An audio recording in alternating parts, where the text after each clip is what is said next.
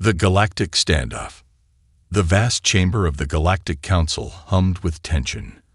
Representatives from 100 alien races shifted uneasily in their seats, their varied physiologies, from insectoid to gaseous, all displaying signs of stress. At the center of the amphitheater, a holographic display flickered, showing the unstoppable advance of the Zarkon Empire's fleet. Ambassador Zenla, a tall, willowy being with iridescent skin, stood at the podium. Her voice, usually melodious, cracked with urgency. The Zarkon have already conquered 3 systems in the past solar cycle. Their technology surpasses anything we've encountered. If we don't act now, there won't be a free galaxy left to defend. Murmurs of agreement rippled through the assembly, but they were tinged with fear. The Zarkon were unlike any threat the Galactic Alliance had faced before. Their ships seemed impervious to conventional weapons, their tactics ruthless and unpredictable. From the shadows at the edge of the chamber, a figure stepped forward. Ambassador Marcus Chen of Earth, the newest member of the Galactic Alliance, cleared his throat. Perhaps it's time we considered alternative strategies. The chamber fell silent. All eyes turned to the human, some with curiosity, others with thinly veiled disdain. Humanity had only achieved faster-than-light travel a mere 50 years ago, and many older races still viewed them as upstarts, barely out of their cosmic cradle. And what, pray tell, could your species possibly offer that we haven't already considered? The question came from Grix, a bulbous creature whose gelatinous form rippled with skepticism. Marcus stepped closer to the center, his movements deliberate. We may be new to your galactic community, but humanity has a long history of warfare.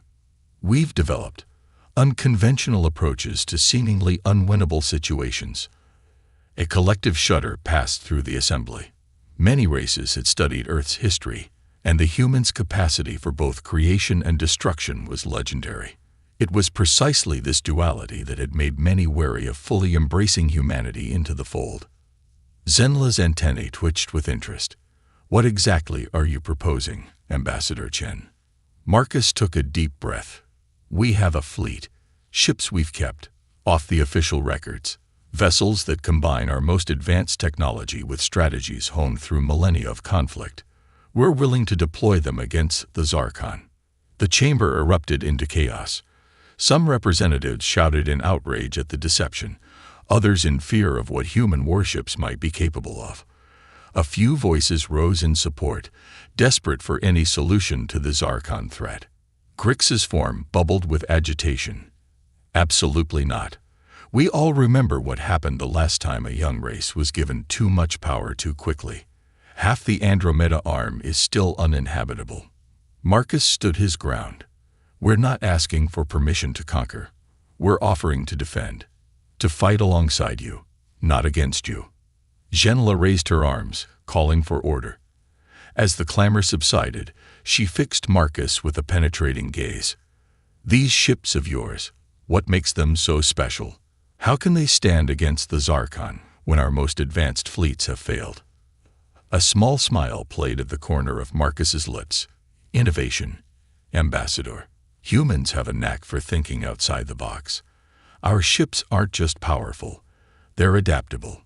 We've developed systems that can analyze enemy tactics in real time and formulate countermeasures on the fly. He paused, letting his words sink in. But more than that, we bring determination. Humanity has faced extinction-level threats before in our own solar system. We've learned that backing down isn't an option. We fight with everything we have because we understand what's at stake. The council chamber had grown quiet, a mix of hope and apprehension hanging in the air. Zenla's voice was soft, but carried to every corner. And if we unleash your ships, can you guarantee you'll stand down once the threat is neutralized? Marcus met her gaze steadily. I can guarantee that we'll do everything in our power to protect this galaxy. All of it. Including from ourselves, if necessary. We're not looking to replace one empire with another. We want to be part of this community, to explore and grow alongside you all. For a long moment, No one spoke. Then, from the back of the chamber, a gravelly voice broke the silence. It belonged to Kraz, the eldest member of the council, a being so ancient that rumors claimed he remembered the birth of stars. "I have watched civilizations rise and fall," Kraz intoned, his words heavy with the weight of eons. "I have seen the best and worst of what sentient life can offer. And I say this, in the face of annihilation, we must be willing to take risks. The humans have shown both the capacity for great destruction and for great compassion. Perhaps it is time we gave them the chance to prove which path they will choose." A ripple of assent began to build. Zhenla looked around the chamber, gauging the mood. Finally, she turned back to Marcus. "Very well, Ambassador Chen. The council will convene to vote on your proposal. But know this, if we agree, the fate of the galaxy will rest in humanity's hands. The consequences of failure, or of betrayal, are unimaginable." Marcus nodded solemnly. "We understand the weight of this responsibility, Ambassador, and we're ready to bear it." As the council began to disperse to deliberate, Marcus felt the weight of countless alien gazes upon him. He had opened the door, but what lay beyond was uncertain. Humanity had clamored for a chance to prove itself on the galactic stage. Now that chance was coming, and it would arrive in the form of an enemy that threatened to extinguish all they had ever known. In the depths of space, unbeknownst to the council, the human fleet waited. Sleek ships of impossible geometries, their hulls rippling with barely contained energy. At their head, the flagship Defiance stood ready, its captain already receiving encrypted transmissions about the unfolding situation. The stage was set. Humanity was about to step into the spotlight of galactic history. Whether they would be saviors or conquerors remained to be seen. But one thing was certain, the galaxy would never be the same again. The reluctant heroes, Captain Elena Reyes, stood on the bridge of the HSS Defiance, her dark eyes fixed on the holographic display, showing the Zarkon fleet's advance. The massive dreadnoughts of the alien armada dwarfed even the largest ships in the Galactic Alliance's navy. Yet Elena felt a familiar calm settling over her. This was what she and her crew had trained for. "Status report," she called out, her voice steady and commanding. Her first officer, Commander Akira Tanaka, responded promptly. "All systems green, Captain. The fleet is in formation and awaiting your orders.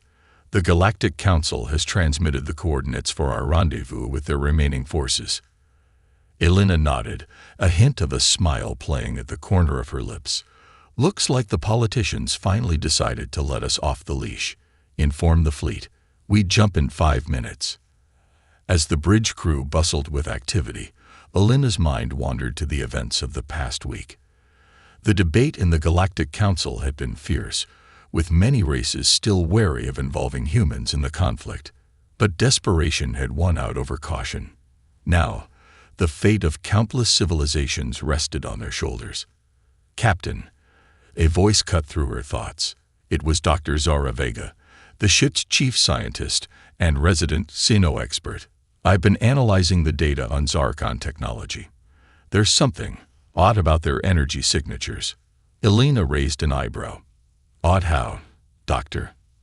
Zara's brow furrowed as she pulled up a series of complex diagrams on her tablet.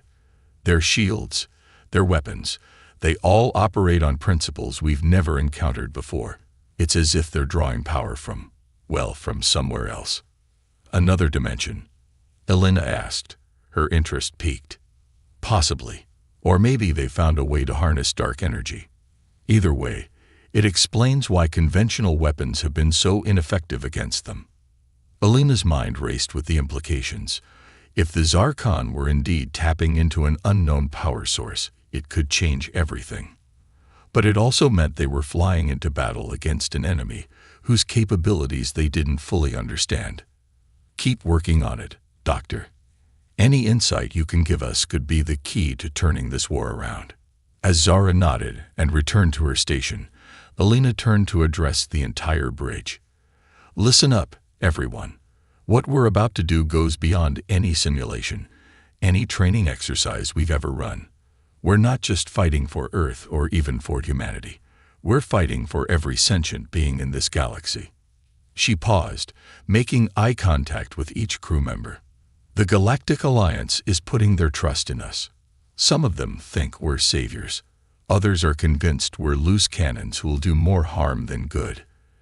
It's up to us to prove the former right and the latter wrong." Commander Tanaka spoke up, his voice carrying a mix of determination and concern. "Captain, the Zarkon fleet outnumbers us nearly 3-1. Even with our advanced tech, those aren't good odds." Alina's lips curved into a grim smile. "When have humans ever let bad odds stop us, Commander? Besides, we've got a few tricks up our sleeves that the Zarkon won't see coming." She turned back to the main view screen, where the countdown to the jump was displayed. "This is what we were built for. This is why Earth poured resources into this fleet while the rest of the galaxy wasn't looking. Not for conquest, not for power, but for moments like this, when we'd be needed to stand against impossible odds." As the final seconds ticked away, Alina settled into her command chair. "Helm, initiate jump sequence. Let's introduce ourselves to the Zarkon." The Defiance shuddered as its faster-than-light drive engaged. In a flash of impossible light, the human fleet vanished from Earth's orbit, hurtling across vast stretches of space towards their rendezvous point.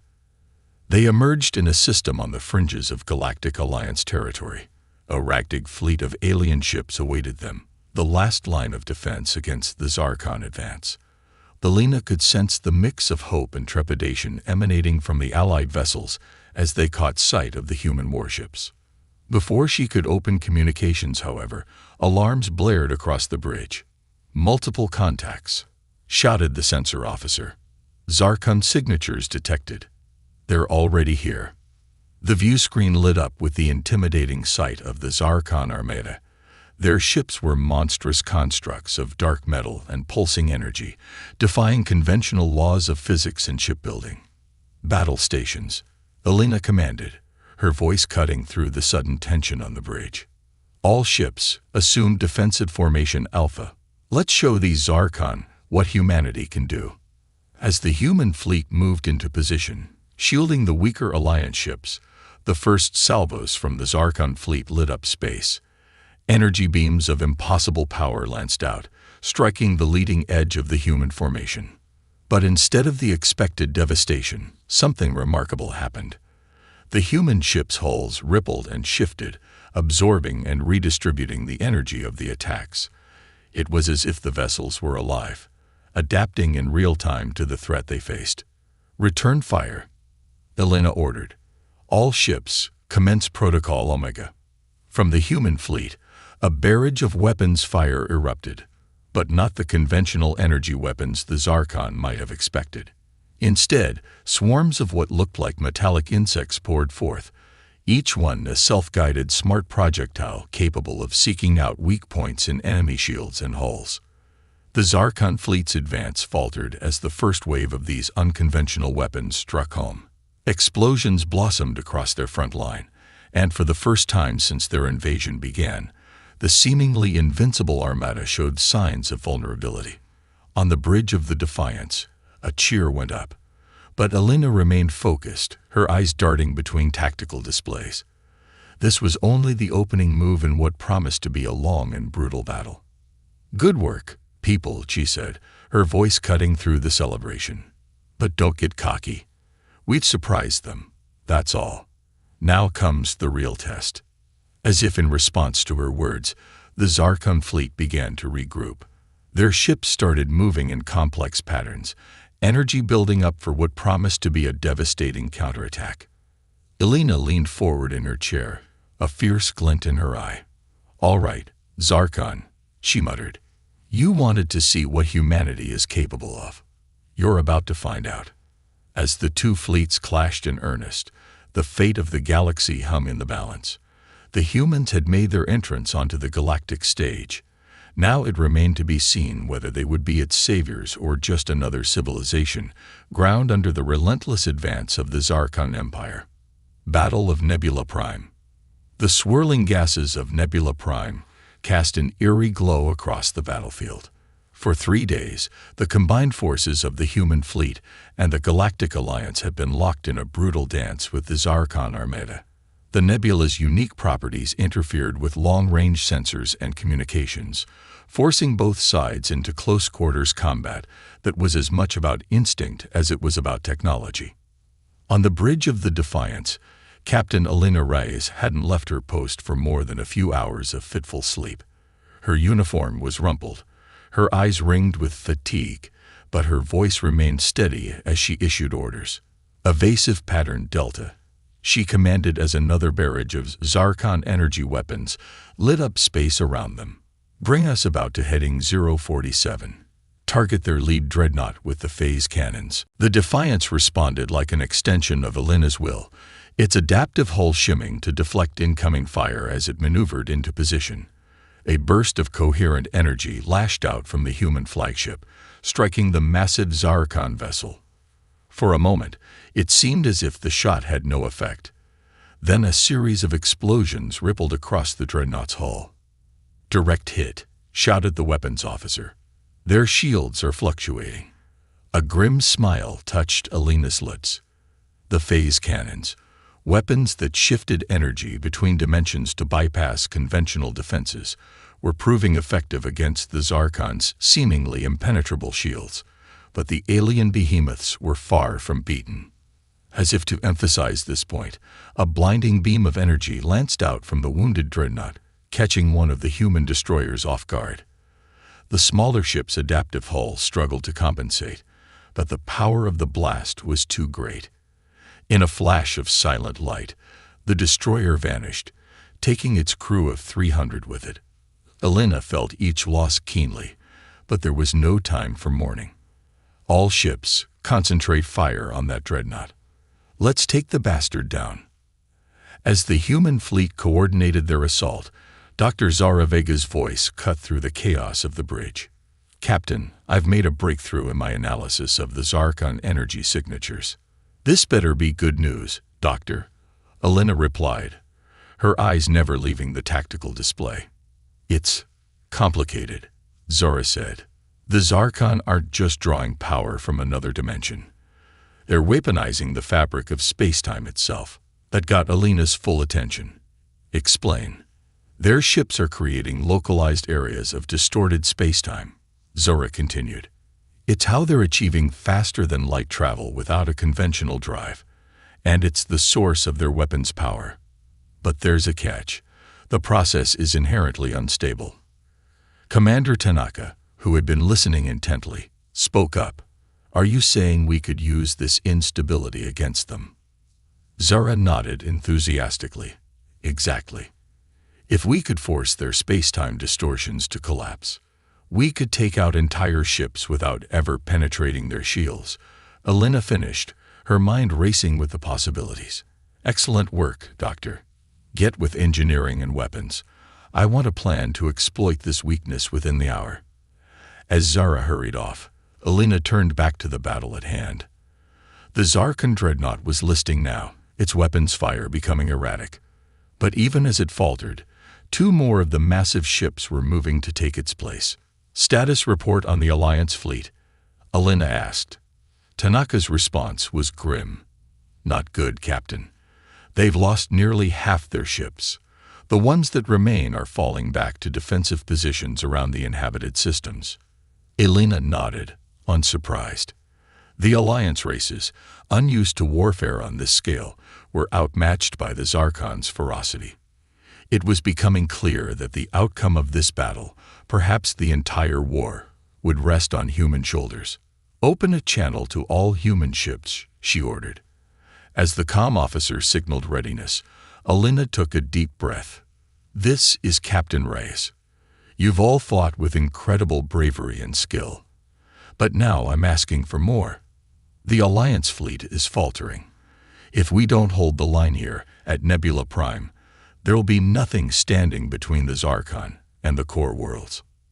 She paused, letting her words sink in. "We're outnumbered and outgunned, but we're not beaten. Earth has faced extinction before, and we've always found a way to survive. Now we're not just fighting for ourselves, but for every sentient being in this galaxy. I'm asking you to dig deep, to push beyond your limits. The Zarkon think they're invincible. Let's show them how wrong they are." A chorus of affirmatives flooded the comm channel. Elena felt a surge of pride in her fellow humans. Despite the odds, despite the losses, they were ready to give everything. "All ships, form up on the Defiance," she commanded. "We're going to punch straight through their center. Activate all forward shields and weapons. This is where we make our stand." As the human fleet consolidated into a spearhead formation, with the Defiance at its tip, the Zarkon responded. Their remaining ships began to cluster, forming a wall of gleaming metal and pulsing energy. "They're powering up for a massive strike," Tanaka warned, his voice tense. Elena's hands tightened on her armrests. "Hold course. All power to forward shields. Brace for impact." The space between the two fleets lit up with an intensity that rivaled a supernova. The Zarkon unleashed a barrage that seemed capable of shattering planets. For a heart-stopping moment, it looked as if the human fleet would be vaporized. But as the light faded, the impossible became reality. The human ships emerged from the onslaught, their adaptive hulls glowing white-hot but intact. And they were still advancing. "Now," Elena shouted. "All ships, open fire." From the human fleet erupted a storm of weapons fire unlike anything the galaxy had ever seen. Phase cannons, quantum torpedoes, and swarms of smart projectiles all converged on the Zarkon line. The result was catastrophic for the alien armada. Ships that had seemed invulnerable mere days ago now crumbled under the human assault. Explosions rippled through the Zarkon formation as vessel after vessel succumbed. But the victory came at a cost. Human ships, their defenses exhausted by the earlier barrage, fell to Zarkon counterattacks. The Defiance shuddered as a direct hit took out its port engines. "Hull breach on decks 7 through 12, an officer reported, her voice strained. "We've lost a third of our weapons." Elena gritted her teeth. They were bleeding the Zarkon, but at this rate, there might not be much of a human fleet left when the battle was over. They needed a game-changer. As if in answer to her thoughts, Dr. Vega's voice came over the comm. "Captain, we've done it. We've found a way to destabilize their space-time distortions, but we'll need to get close, really close." Elena didn't hesitate. "Understood. Helm, plot an intercept course with the Zarkon flagship. All remaining ships provide covering fire." As the battered Defiance limped towards the heart of the enemy fleet, Elena addressed her crew one last time. "This could be it, people. If this works, we end the war here and now. If it doesn't, it's been an honor serving with each and every one of you." The Defiance plunged into the midst of the Zarkon formation, alarms blaring as enemy fire pounded its weakened shields. They were so close now that the alien flagship filled the entire view screen, its hull crackling with space-time distortions. "Now, Doctor," Elena shouted. A pulse of energy, unlike anything they had yet unleashed, erupted from the Defiance. It struck the Zarkon flagship dead center, and for a moment, nothing seemed to happen. Then, reality itself seemed to twist. The massive alien vessel began to warp and distort, as if being pulled in a dozen directions at once. In a final, silent explosion, it imploded, taking the significant portion of the Zarkon fleet with it. The bridge of the Defiance was eerily quiet as the crew stared in awe at the destruction they had wrought. Then, slowly, realization dawned. The remaining Zarkon ships were in disarray, their formation shattered. "They're retreating," Tanaka said, his voice filled with disbelief. "By God, Captain, they're actually retreating." Elena slumped in her chair, exhaustion finally overtaking her. "Send word to the Alliance. The Battle of Nebula Prime is over. We've won." As the human fleet regrouped, tending to their wounded and counting their losses, news of their victory spread like wildfire across the galaxy. Humanity, the newcomers, the underdogs, had done the impossible. They had stopped the unstoppable Zarkon advance. But Alina knew the war was far from over. The Zarkon had been bloodied, but not beaten.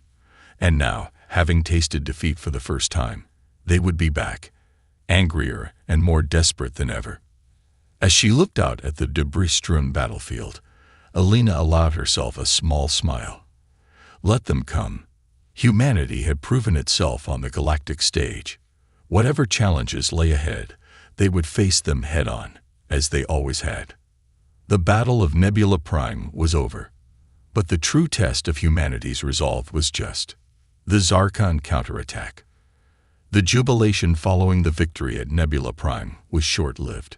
Just as Captain Alina Reyes had predicted, the Zarkon returned with a vengeance.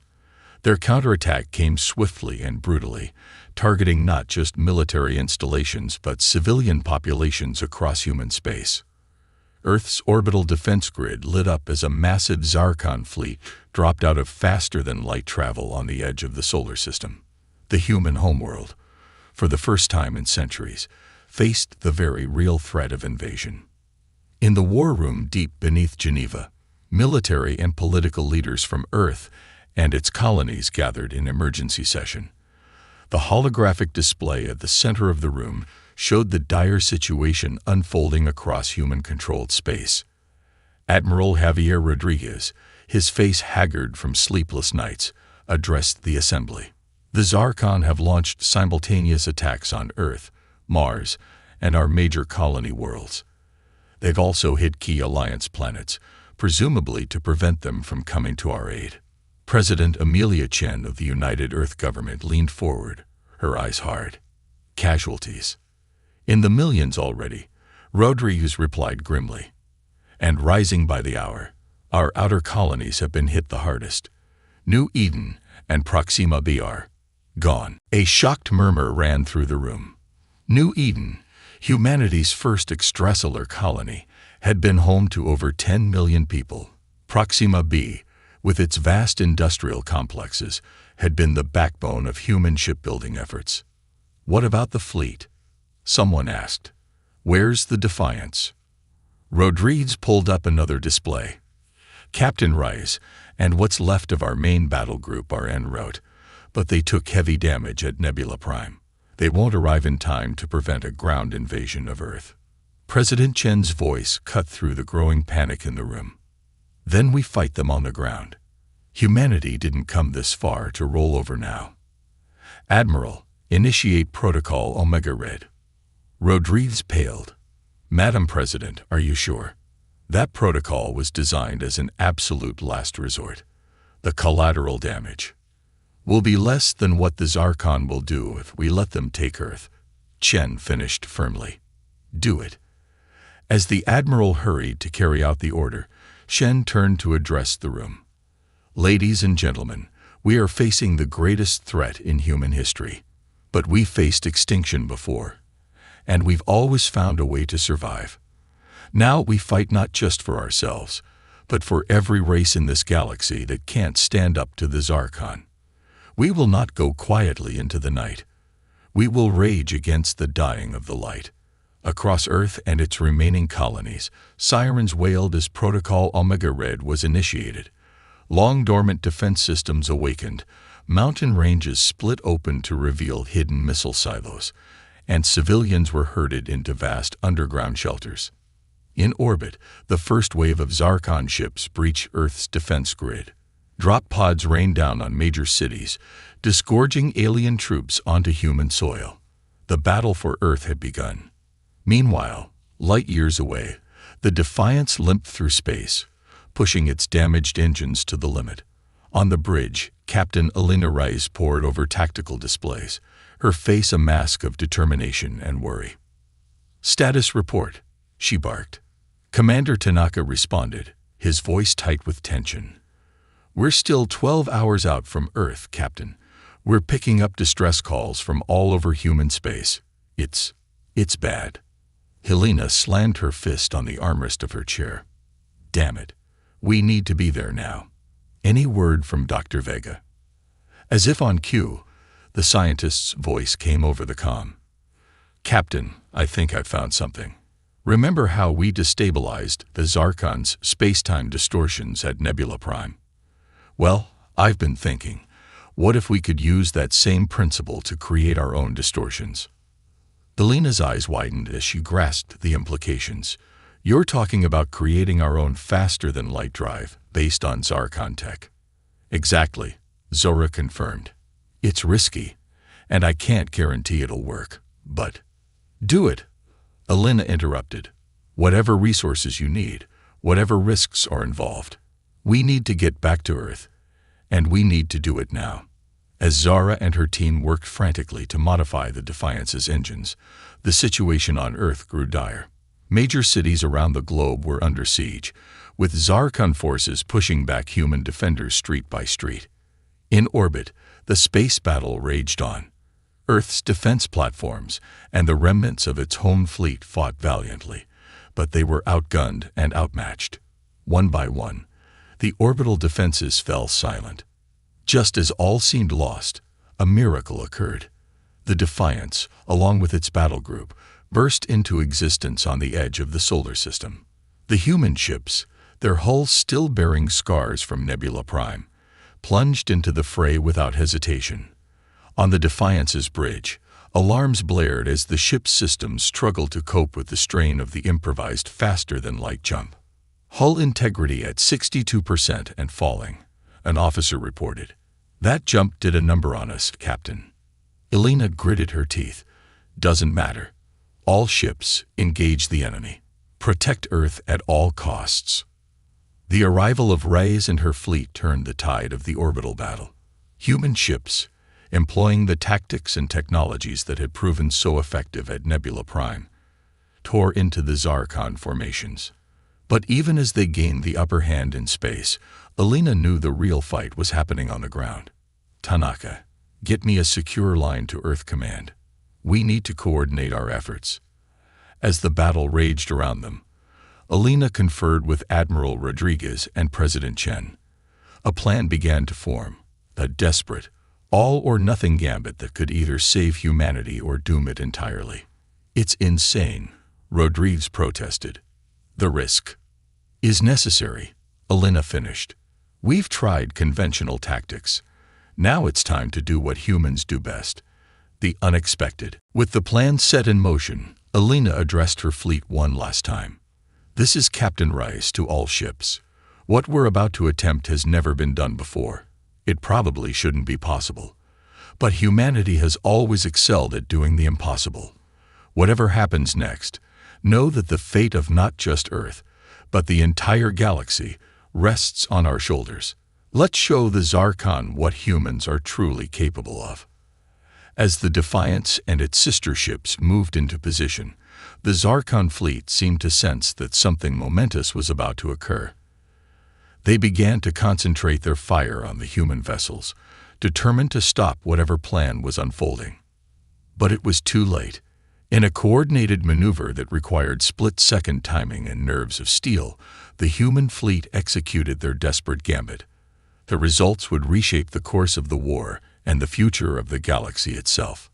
The fate of humanity hung in the balance as the skies above Earth lit up with a display of power and technology beyond anything the galaxy had ever witnessed. The Zarkon counterattack had brought humanity to the brink of extinction, but in doing so, it had also forced them to reach heights of ingenuity and courage they had never before achieved. As the final phase of the plan unfolded, Alina Reyes stood on the bridge of the Defiance, her eyes fixed on the blue-green orb of Earth. Whatever happened next, she knew that this moment would be remembered for generations to come, as either the last stand of humanity or the day they turned the tide against an implacable foe. The galaxy held its breath, waiting to see which it would be. Triumph of humanity. The skies above Earth blazed with energy as the human fleet executed their desperate plan. Captain Alina Reyes stood at the helm of the Defiance, her hand steady despite the chaos unfolding around her. This was the moment that would decide the fate of not just humanity, but the entire galaxy. All ships, initiate start-insert protocol on my mark, Alina commanded, her voice carrying across the fleet-wide channel. She took a deep breath, feeling the weight of countless lives resting on her next words. 3, 2, 1. Mark. In perfect synchronization, the human ships activated the modified faster-than-light drives they had reverse-engineered from Zarkon technology. But instead of jumping to another location, they created a web of localized space-time distortions around the Zarkon fleet. The effect was immediate and catastrophic for the alien invaders. Zarkon ships found themselves caught in a maze of warped space, their own technology turned against them. Some vessels were torn apart by conflicting gravitational forces, while others phased partially out of normal space-time, becoming ghostly apparitions. "It's working," Commander Tanaka exclaimed, his eyes wide as he watched the sensor readings. "The Zarkon fleet is in disarray." Elena allowed herself a small smile, but she knew the battle was far from over. "Press the advantage. All ships, target their command vessels. Let's cut the head off this snake." As the space battle turned decisively in humanity's favor, the situation on the ground remained dire. Zarkon ground forces, cut off from orbital support, fought with increased desperation and brutality. In the war room beneath Geneva, President Chen received the news of the fleet's success with grim satisfaction. "It's time for Phase 2, she announced to her advisors. "Initiate Operation Lazarus." Across the globe, in hidden bunkers and secret facilities, a new type of weapon came online. These were not the conventional arms of war, but something far more subtle and powerful. Swarms of nanobots, infused with advanced AI, and capable of interfacing with any technology, were released into the atmosphere. As the nanobots spread, they began to infiltrate Zarkon technology. Battlemechs stumbled and fell. Energy weapons overloaded and exploded in their wielders' hands. Communication networks dissolved into static. In orbit, Elena watched in awe as reports flooded in from the surface. "They did it," she breathed. "Earth actually did it." Dr. Zara Vega, who had been monitoring the situation, turned to Elena with excitement in her eyes. "Captain, I'm detecting a significant change in the Zarkon energy signatures. It's as if their connection to their power source is being disrupted." Elena's mind raced with the implications. The nanobots must be affecting their ability to manipulate space-time. "This is our chance to end this, once and for all." She opened a channel to the fleet. "All ships, this is Captain Reyes. Concentrate all fire on the Zarkon flagship. Let's finish this." The combined firepower of the human fleet, no longer hindered by seemingly impenetrable Zarkon defenses, converged on the massive alien vessel. For a moment, it seemed to resist, its hull glowing with otherworldly energies. Then, with a silent flash that momentarily outshone the sun, the Zarkon flagship disappeared from existence. A stunned silence fell over the bridge of the Defiance. Then, slowly, sensor readings began to confirm what they all hoped. The remaining Zarkon ships, bereft of leadership and with their core technology failing, were retreating. "They're running," Tanaka said, disbelief evident in his voice. "Captain, we've won." As the news spread, cheers erupted across the human fleet and on the battered surface of Earth. Humanity had faced its greatest challenge and emerged victorious. In the days that followed, the full scope of what had been achieved became clear. The Zarkon invasion had been repelled not just at Earth, but across the galaxy. Reports came in from alliance worlds of Zarkon forces suddenly losing cohesion and retreating in disarray. A week after the battle, Captain Elena Reyes found herself standing before the Galactic Council once again. But this time, instead of skepticism and fear, she was met with respect and gratitude. Ambassador Genla, her iridescent skin glowing with emotion, addressed the assembly. "Humanity has done what we thought impossible. They have not only saved themselves but all of us. The galaxy owes them a debt that can never be fully repaid." As murmurs of agreement rippled through the chamber, Elena stepped forward. "Thank you, Ambassador, but we didn't fight this war for glory or gratitude. We fought because it was the right thing to do. Because every sentient being deserves the chance to live free from tyranny. She paused, looking around at the gathered representatives. The Zarkon have been defeated, but they're not destroyed. They'll be back, maybe not tomorrow or next year, but someday. And when they do, they'll find a galaxy united and ready to face them. Elena's words carried the weight of prophecy. In the years that followed, humanity took its place as a leading member of the Galactic Alliance. The technology and tactics developed to fight the Zarkon were shared and refined. Worlds that had once viewed humans with suspicion now sought their protection and counsel. But even as they helped forge a new era of peace and cooperation, humanity never forgot the lessons of the Zarkon War. They remained vigilant, their ships patrolling the dark spaces between stars, ever watchful for the return of their ancient enemy. And on Earth, in a quiet glade not far from where the final battle had been fought, a monument was erected. It bore no grand inscriptions, no lists of the fallen. Instead, it was a simple plaque with words that embodied the spirit that had carried humanity to victory. To the stars we looked for our future.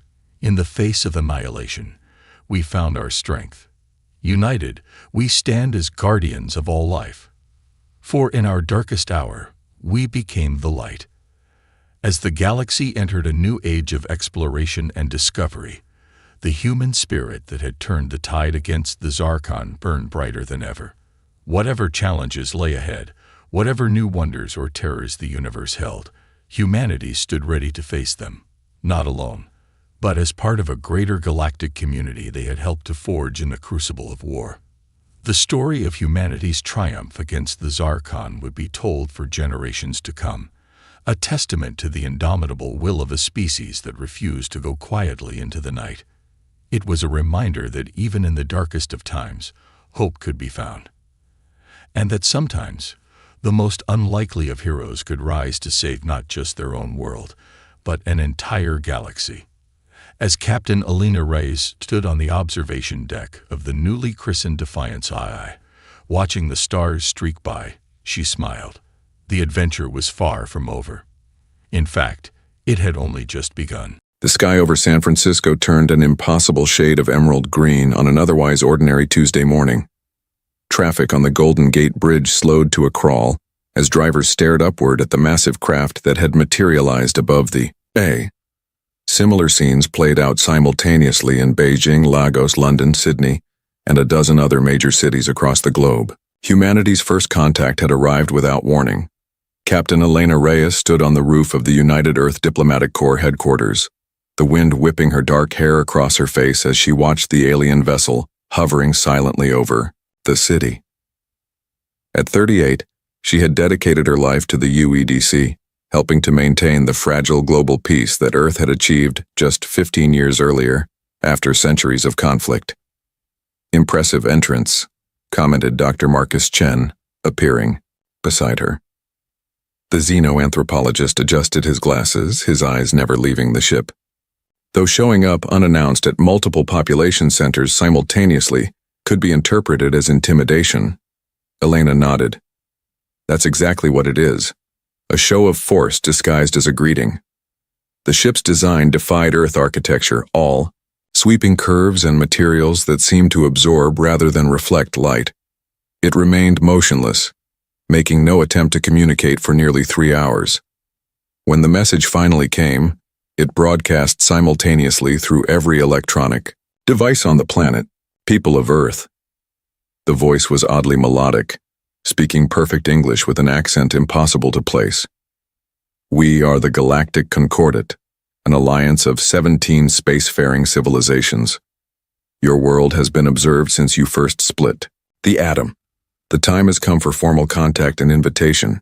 Within 24 hours, Elena found herself part of Earth's hastily assembled first contact team.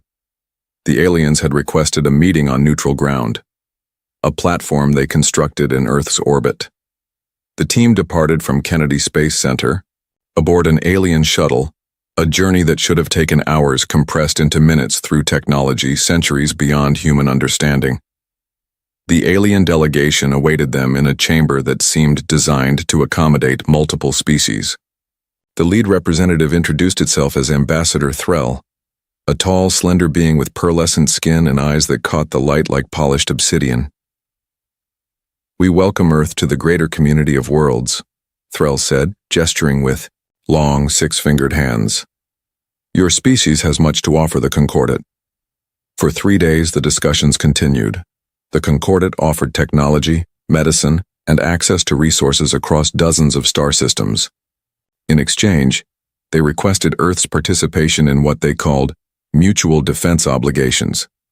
On the final day, Threll revealed the truth. The Concordat faces an existential threat from entities we call the Voidborn, beings from the dark spaces between galaxies. For 2 centuries, we have fought to keep them from consuming civilized worlds. All member species contribute to this defense.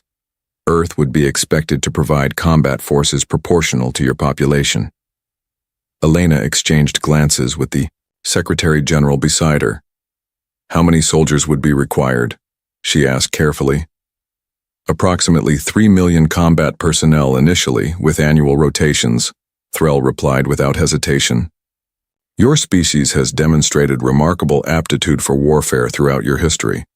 This natural talent would be valuable to our combined forces." The Earth delegation requested time to consider. Back on the planet, leaders debated furiously. Some nations immediately pushed for acceptance, eager for advanced technology. Others urged caution, suspicious of the Concordat's true motives. Dr. Chen, who had been granted permission to study Concordat cultural archives during the meeting, approached Elena at her office 2 days later. "Something doesn't add up," he said, spreading data tablets across her desk. "I've been analyzing their historical records. The timeline of the Voidborn conflict contains inconsistencies. Different species joined the Concordat under similar circumstances. All approached when they achieved global peace or stability." Elena frowned.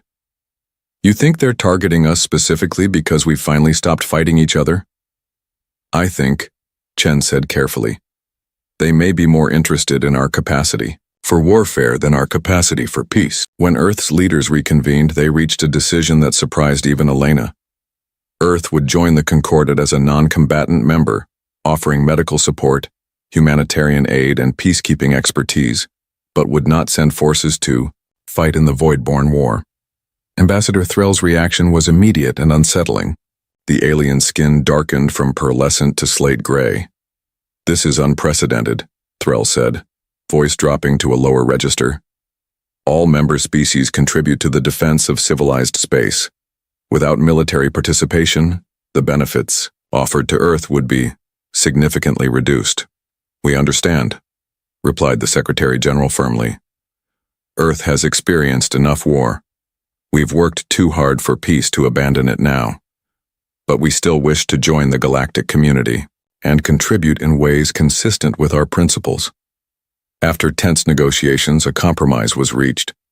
Earth would receive limited technological assistance and join the Concordat as a provisional member, providing medical corps and humanitarian aid to war-affected regions. The arrangement was formalized in what became known as the Terra Accord. For the first year, the relationship proceeded smoothly. Earth established medical facilities on 3 Concordat worlds, and human doctors gained renown for their innovative approaches to treating battlefield injuries.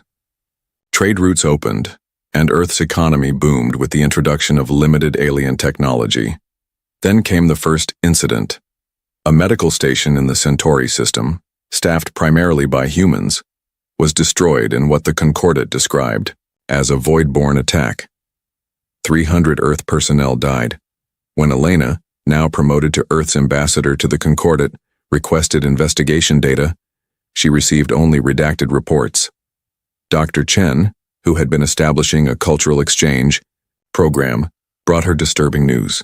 "My contacts in the Noric species have been hinting that the attack wasn't what it seemed. They suggested it might have been orchestrated by hardline elements within the Concordat military." 2 months later, another accident claimed a transport ship carrying Earth humanitarian workers. Then another. Each incident was followed by the same message from Concordat leadership. These tragedies could be prevented if Earth would simply contribute combat forces like every other member species.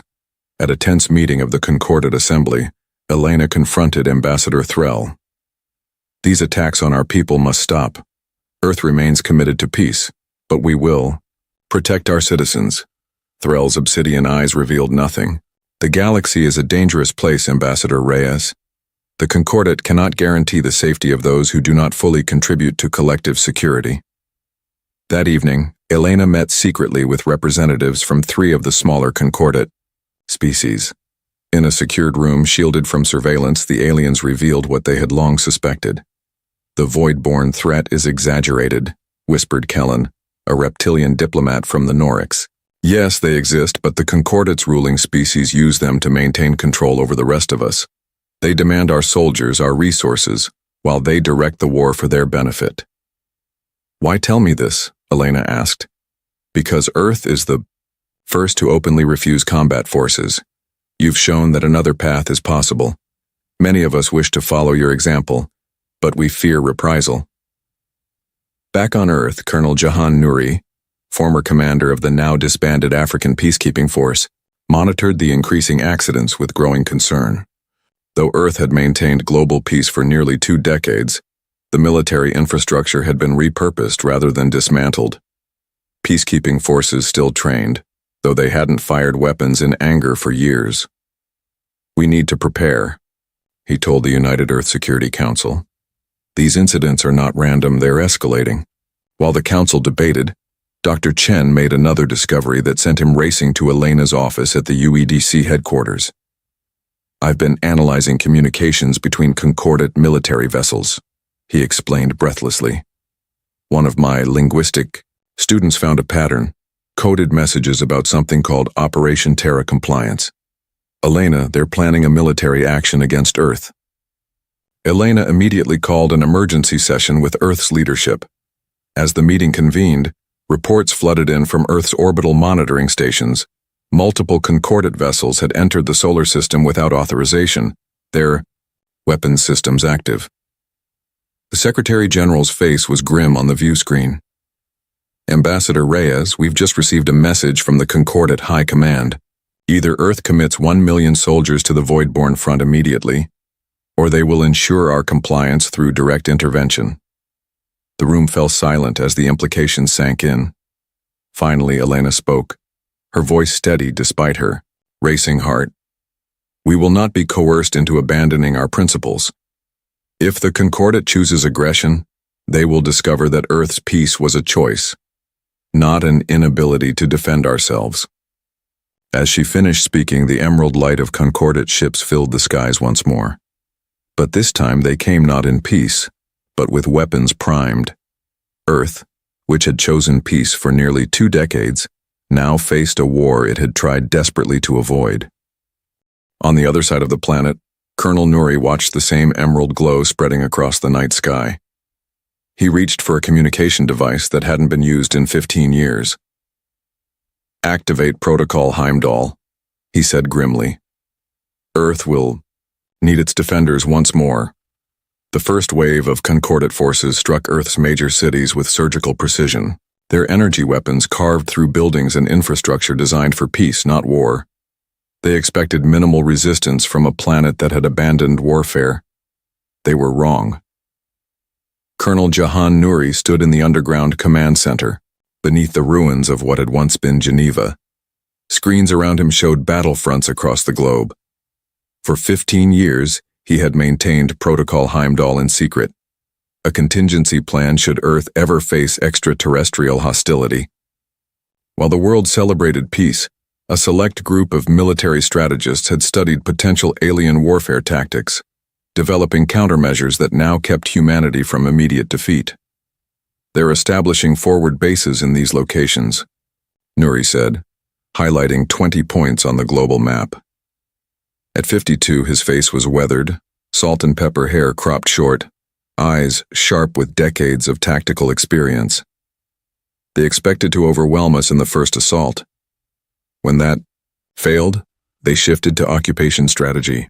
Elena Reyes watched the screens, still processing the transformation of her role from diplomat to resistance leader in less than 48 hours. "They're using standard Concordat military doctrine," she noted. The same patterns they use against the Voidborn, which means they're predictable, Nuri replied. They've fought the same enemy using the same tactics for centuries. They've forgotten how to adapt. Earth's resistance had emerged with astonishing speed, drawing on the organizational structure of the former peacekeeping forces. What the Concordat had failed to understand was that Earth's peace hadn't erased its capacity for warfare. It had transformed it. The global cooperation that maintained peace now coordinated a worldwide resistance.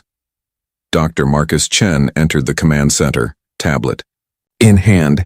For 6 days, he had been working with a team analyzing captured Concordat technology. We've cracked their battlefield communications, he announced, and I found something you need to see. He transferred data to the main screen. Internal. Concordat military communications that confirmed what they had suspected. The Voidborn threat was real but vastly exaggerated. The ruling species of the Concordat, particularly Threll's people, had manipulated the conflict for centuries to maintain military control over member worlds. There's more, Chen continued. Operation Terra Compliance isn't just about forcing us to provide troops. Earth is an experiment. They want to see how quickly a peaceful world can be returned to a war footing. If they can break us, they'll use the same tactics on other worlds that question Concordat authority. Elena's expression hardened. Then we'll have to disappoint them. The resistance adapted with a speed that astonished the invaders. Humans had millennia of warfare experience encoded in their history and literature. When high-tech solutions failed, they turned to tactics that predated electronics. When Concordat forces deployed sensors that detected energy weapons, resistance, fighters used compound bows and crossbows. When alien scanners sought metallic explosives, humans created ceramic alternatives. In Berlin, resistance fighters used a medieval trebuchet to launch EMP devices over Concordat shields. In Nairobi, they modified ancient irrigation systems to flood alien encampments. In Sao Paulo, they employed urban guerrilla tactics developed centuries earlier, forcing the invaders to fight in narrow streets where their advanced weapons caused as much problem as advantage.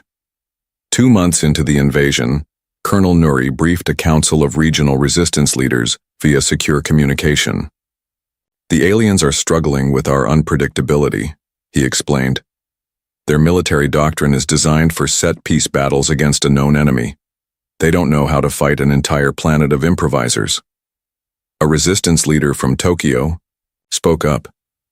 Their technology remains superior. We can delay, but can we win? Technology isn't everything, Nuri replied. History is filled with technologically superior forces defeated by adaptable opponents.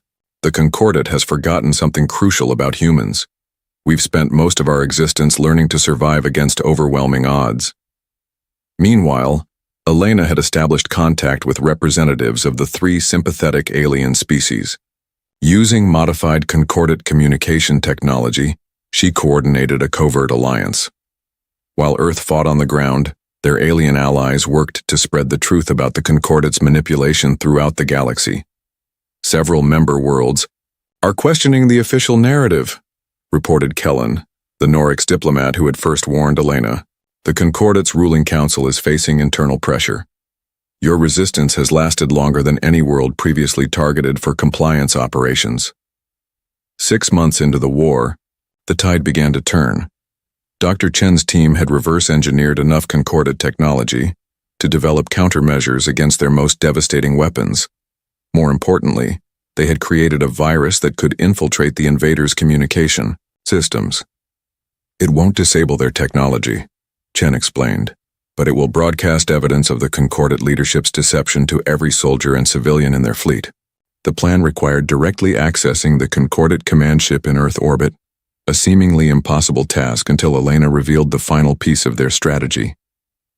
Our alien allies have provided access codes and schematics, she said. They've also arranged for sympathetic crew members to create a distraction. We'll have a 15-minute window to board the ship, upload the virus, and escape.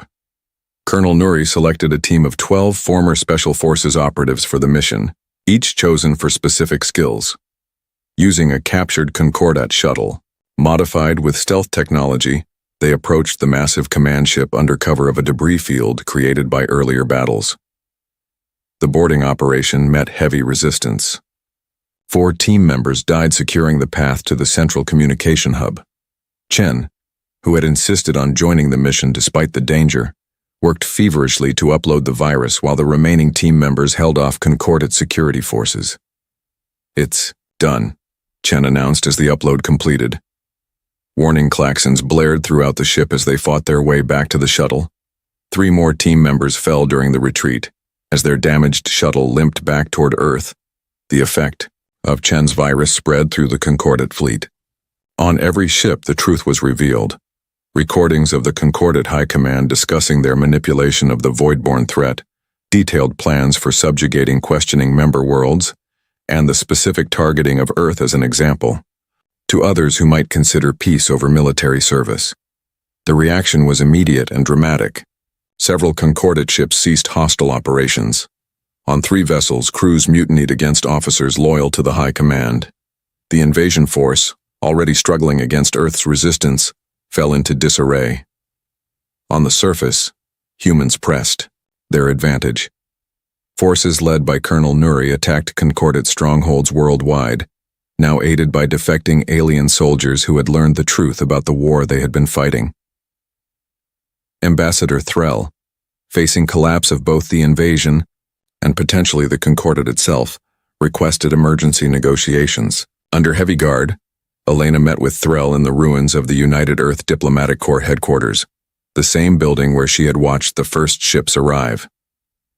"You've caused incalculable damage," Threll said, obsidian eyes reflecting, the fires still burning in the distance. "Centuries of order disrupted by your stubbornness." "You mean centuries of deception," Elena replied. "Your order was built on manufactured fear and coerced military service. Earth didn't start this war, but we will finish it." "What do you want?" Threll asked, the diplomat's melodic voice now harsh with defeat. "Complete withdrawal of all Concordate forces from Earth, recognition of our sovereign independence, and a galaxy-wide referendum on the future of the Concordate's military structure." Threll's skin darkened in anger. "Impossible," the High Command would never. "The High Command no longer speaks with one voice," Elena interrupted, showing Threll a communication device. On the screen, 6 of the 17 Concordate species had formed a new coalition, pledging to reform the corrupted institution. "Your choices are negotiation now, or trial before a reformed Concordate later." 2 weeks later, the last Concordate warships departed Earth's atmosphere. The planet had suffered, millions dead, great cities damaged, ecosystems disrupted by alien weapons. But humanity had survived, its hard-won peace temporarily sacrificed to protect its fundamental values. In the rebuilt United Earth Council chamber, Colonel Nuri addressed the assembled leaders. "We fought not because we wanted to, but because we had to. Now we must remember why we chose peace in the first place," he said. "The challenge before us is to rebuild without becoming what we fought against." Dr. Chen, his arm still in a sling from injuries sustained during the mission, presented his findings to the Council. "The Concordate's technology offers us the opportunity to repair much of the damage. More importantly, we've gained allies among the stars, species who, like us, believe there must be better ways to resolve conflicts than perpetual warfare." Elena, newly appointed as Earth's representative to the reformed Galactic Council that was replacing the Concordate, delivered the final address. "Earth refused to fight the galaxy's war because we believed peace was worth preserving.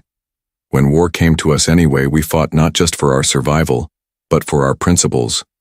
We've shown the galaxy that there is strength in choosing when not to fight, just as there is strength in defending what you believe when necessary." She looked out at the faces of humanity's leaders, seeing both weariness and determination.